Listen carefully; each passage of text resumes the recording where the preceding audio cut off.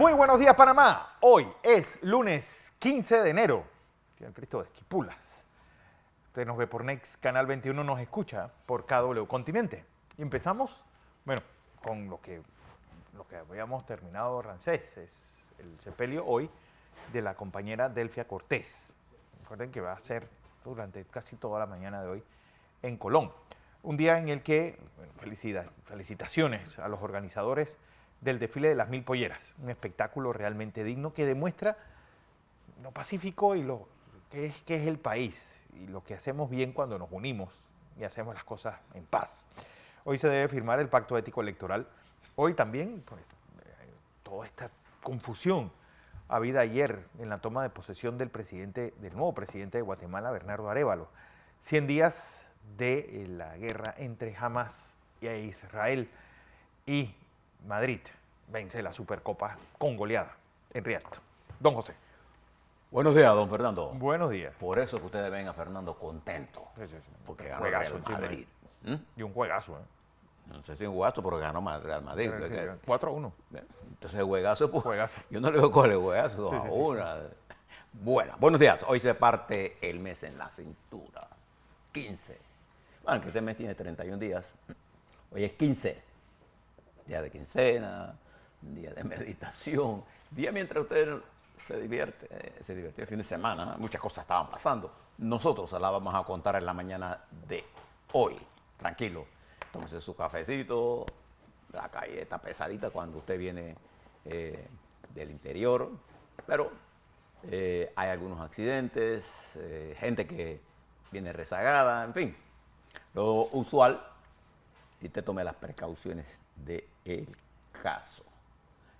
Quiero desearle una recuperación rápida, además, tu tía Mayín está en su casa y ya está bien. Así, para los que están preocupados por su salud, Mayín está bien. Está bien. Puso que no podía ir al desfile por los quebrantos de salud que tuvo la semana pasada, pero ya está. Y lo primero que quiero hacer es felicitar al pueblo tableño. Vaya espectáculo que nos dieron. Vaya espectáculo. Y no solamente los tableños, los panameños y panameñas en general, que se dieron centro en donde se hace fiesta, en Los Santos, las tablas. Además, la provincia de Los Santos estaba llena completa. Los hoteles estaban a toda carga, bueno para esa península de Azuero, que sufrió mucho durante la pandemia. Y sobre todo los cierres de noviembre. Sí. Es decir, Sufrimos mucho. Y creo que el espectáculo del domingo, del sábado, fue un espectáculo de altura, de belleza, qué cantidad de joyas, no solamente de la belleza física, sino de la belleza del espectáculo de nación, ¿no?, que vibraba allí en las calles de las tablas.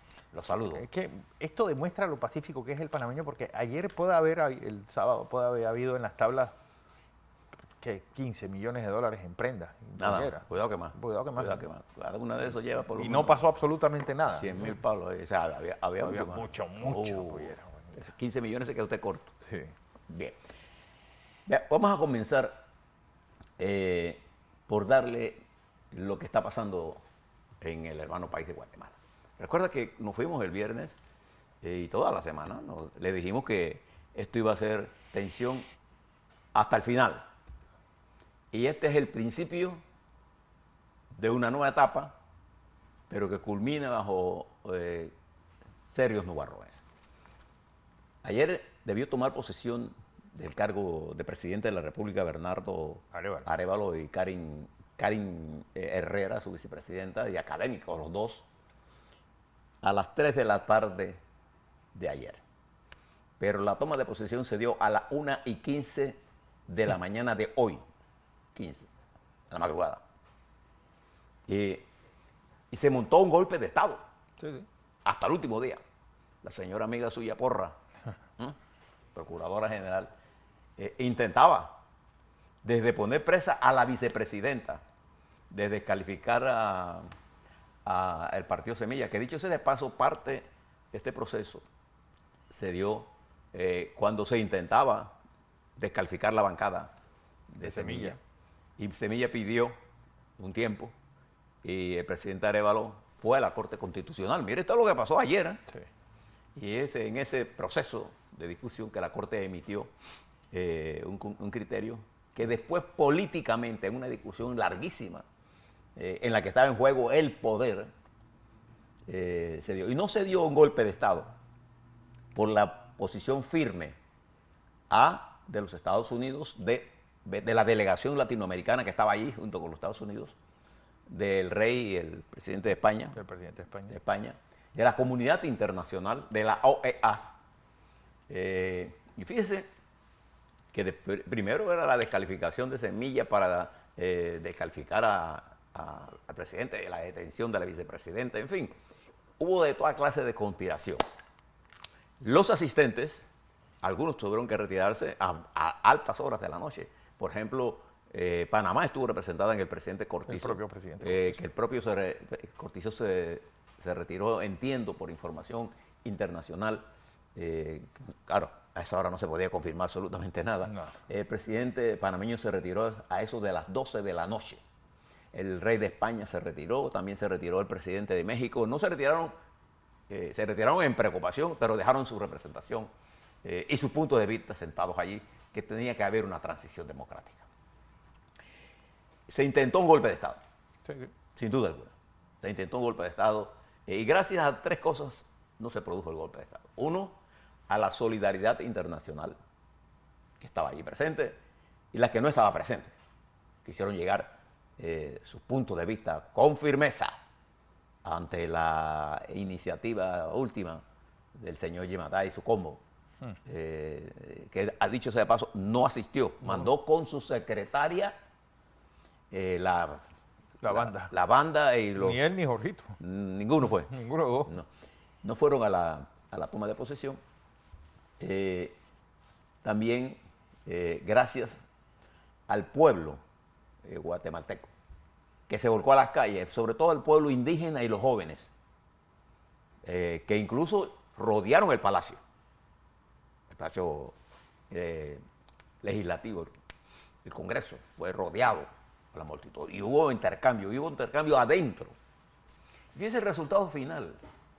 Recuerda que estamos hablando de la madrugada, entonces alguna de esta información tendrán algún matiz que vamos a corregir probablemente mañana. Pero quien fue electo presidente de la Asamblea, adivine quién fue.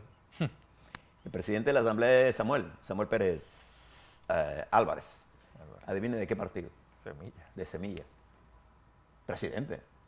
Tal fue la presión que se puso. Acuérdense que Semilla apenas tiene 23 de los ciento y tantos, 150, 180, no sé cuántos que tiene el Senado. El Senado. De manera que ellos son una minoría.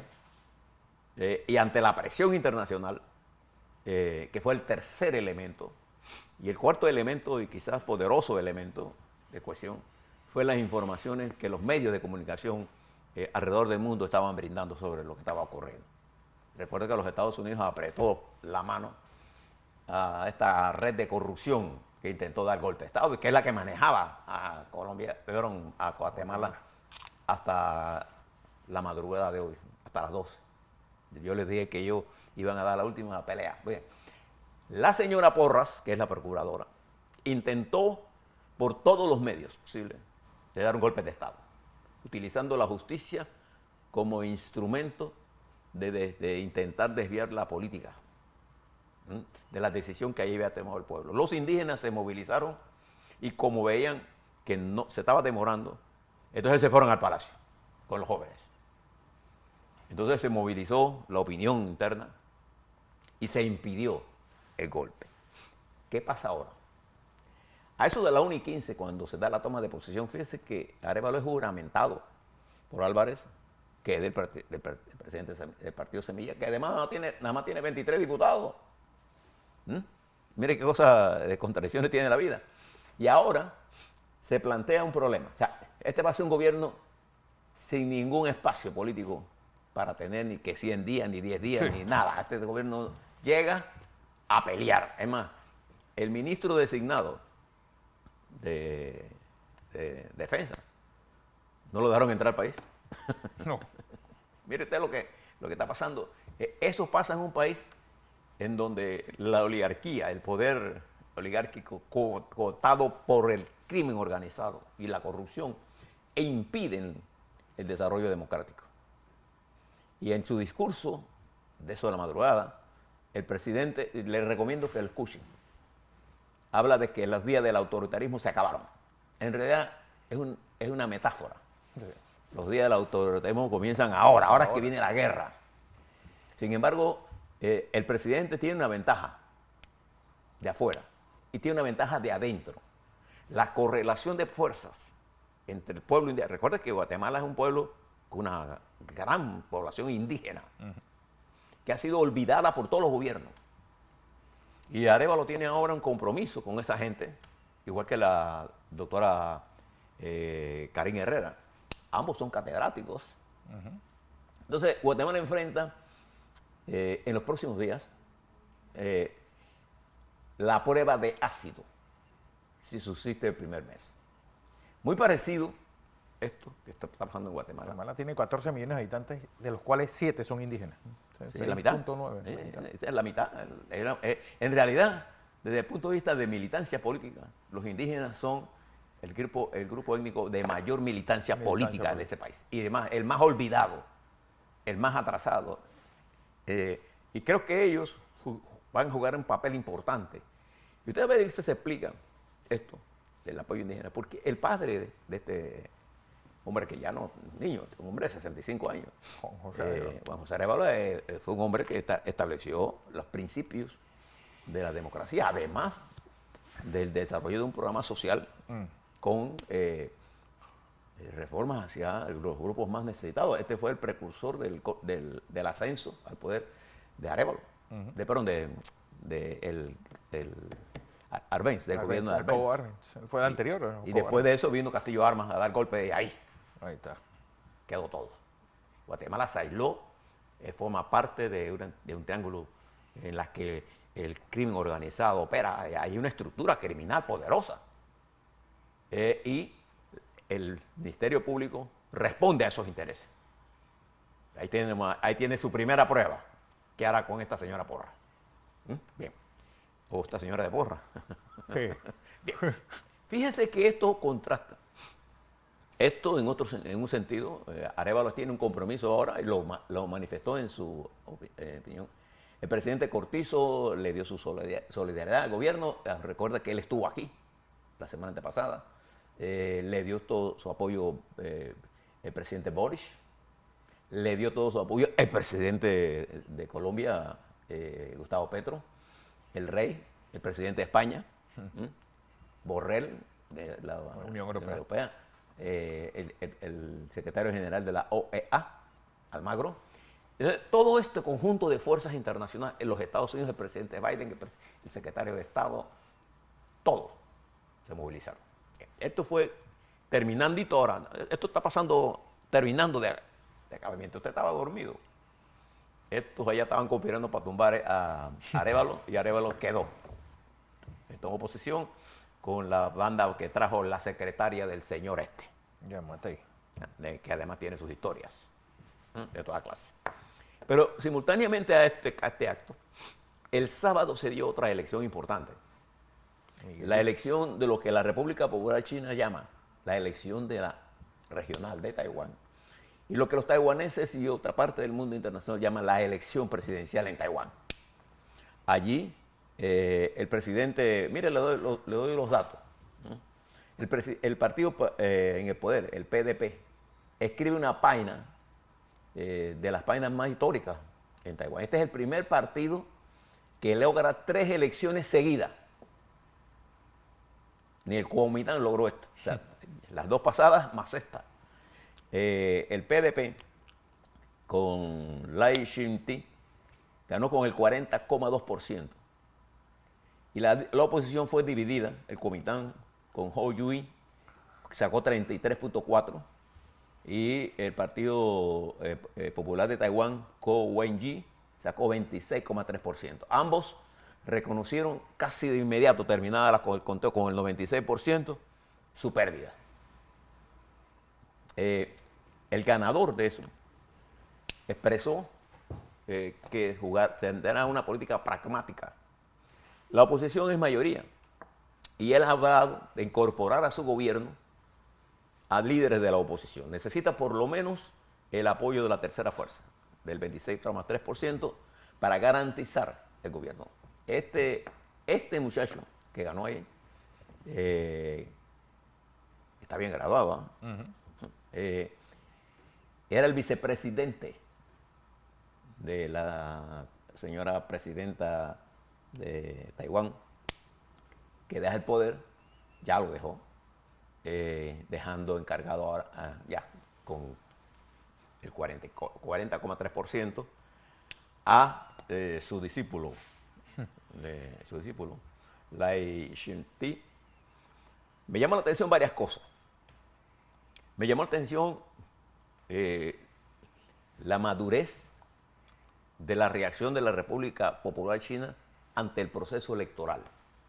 Un vocero oficial del gobierno expresó que las elecciones habían transcurrido en forma normal y que esperaban prudencia. Vi una comunicación hacia Taiwán bastante mesurada de la República Popular China. Fueron más duros de ellos con respecto a Biden y de la administración Biden, que le felicitó al presidente electo, con el nombre de presidente electo. Quizás eso fue lo que molestó a China Popular, que además se encuentra China Popular en uno de los momentos más complicados de su vida económica, Fernando. Creo que toda la estructura económica de China, con una caída de la demanda, una demanda interna muy débil, motivada por todos estos problemas de inmobiliario, por los problemas bancarios, por el bloqueo, por la falta incluso de chips importantes para la inteligencia artificial. Y están desmontando aparatos viejos para utilizar los chips para eso, para seguir en la guerra, en la carrera por la inteligencia artificial en la República Popular China. Entonces no se trata nada más de tener materia prima, se trata de tener la tecnología y el acceso a esa tecnología. Y a eso apunta China. Por eso el lenguaje de China hacia los Estados Unidos cuando se trata de comercio, el lenguaje que vi ayer con respecto el sábado a las elecciones en Taiwán fue moderado, porque a China le costaría, no es que una invasión de China a Taiwán, no tengo la menor duda de que favorecería a China, pero el costo de esa guerra sería brutal, dado los niveles de sofisticación que tiene el sistema de armamentos. Y además una distancia, no hay ninguna comunicación terrestre. Tendría que ser un asalto anfibio o una devastación aérea, lo cual obligaría a Taiwán a usar esto sería un desastre. Pero las tensiones en esa región del estrecho de Taiwán se mantienen. Esto es lo importante de destacar.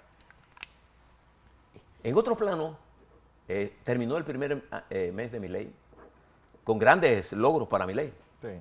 Grandes logros. Y fíjense que una cosa que me llama a mí la atención, y lo leí mucho en Oppenheimer, el periodista argentino que escribe en el Miami Herald, lo leí mucho en los economistas del mundo.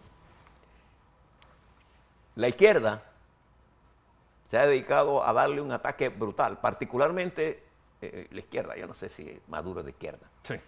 Maduro no es de una izquierda. Maduro lo que es un asaltante de poder. Díaz-Canel y el señor de Nicaragua, que ahora le hablo las diabluras que está haciendo, que son regímenes fracasados. Le han montado un ataque a Milei y un ataque a Noboa con las redes sociales y el control de los troles y de las granjas de troles que tienen. Las granjas de eco. Fíjese usted, ahora hago una siguiente comparación. La República de Cuba atraviesa una de las reformas al sistema económico más serias y profundas y de gran golpe al pueblo. Esta es la antítesis de las reformas de Fidel Castro, la del señor Díaz-Canel. Esto es terrible para el pueblo cubano. El aumento a 500% del combustible, el aumento al 30% de la luz, la eliminación de los subsidios, el costo que los pobres cubanos, que ya están súper pobres, van a pagar es enorme. Estas legislaciones que presenta Cuba, en el marco de una estructura económica improductiva, porque estas no son reformas para bajar costos, para producir y exportar, es que la maquinaria de producción de Cuba no existe. ¿Qué exporta Cuba? ¿Qué exporta? No tiene nada que exportar. Si toda su maquinaria Es obsoleta. está obsoleta y lo único que tenían era el turismo, que estaba en manos de los militares, y con todas las medidas que hay, y ya comienza la inseguridad a apoderarse de los barrios de Cuba. Entonces, usted no ve a la izquierda latinoamericana hablando de los duros que son las reformas que está introduciendo el señor Díaz-Canel y el señor Marrero, que es el primer ministro.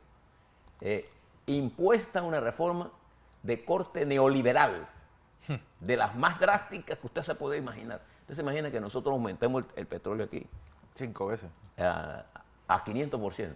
Y dice, bueno, es que pasamos de 20 a 1.15. Bueno, pues, el efecto es el mismo. Con $17 de ingresos mensuales. Imagínense los jubilados que tendrán que comer. Cuba no produce nada para exportación. Y lo que produce es marginal.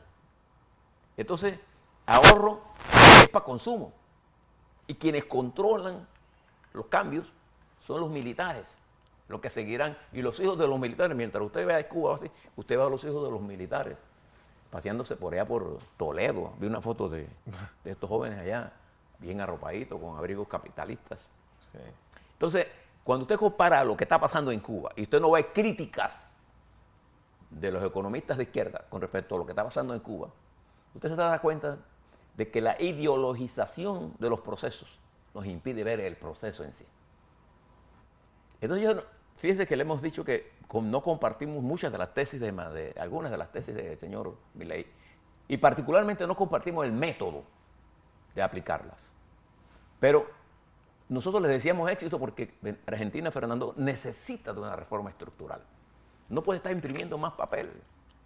No puede estar subsidiando tantas cosas y haciendo una economía de parásitos.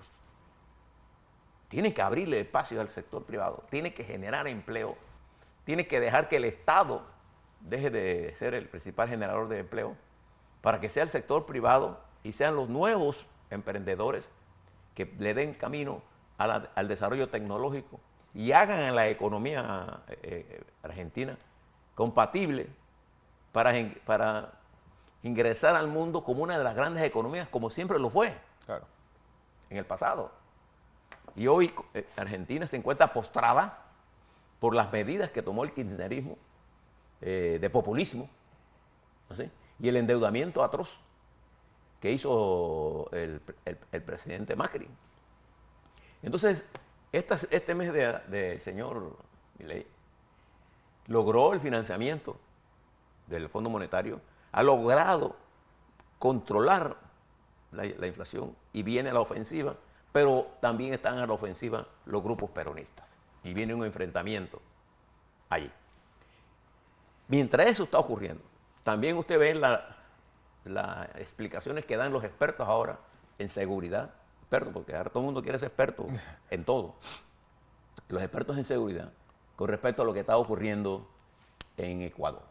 En Ecuador, les puedo decir, a diferencia de Lazo, el presidente Daniel Noboa ha tenido la capacidad, la inteligencia de tomar medidas contra el crimen organizado, que se había entronizado, no por el señor Lazo nada más, sino de Correa, en todas las decisiones que tomó Correa, con el desmantelamiento que le hizo a las estructuras de seguridad, con las medidas que tuvo de eliminar todo el Pacífico, la supervisión de la base de Manta, la introducción de darle la nacionalidad, Fernando, la internacionalización de la nacionalidad ecuatoriana permitió al crimen organizado de apoderarse de regiones enteras de Honduras, pero de Ecuador.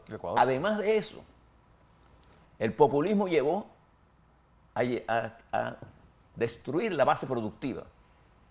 Y Lenín Moreno se encargó, venía del grupo se encargó de destruir todo esto y lo que recibió el presidente Lazo Fue un país prácticamente tomado, dirigido desde las cárceles.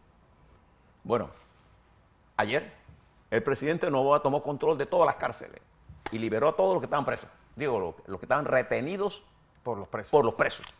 Y en los enfrentamientos ha llevado a delincuentes que han sido muertos en combate, otros que han sido detenidos.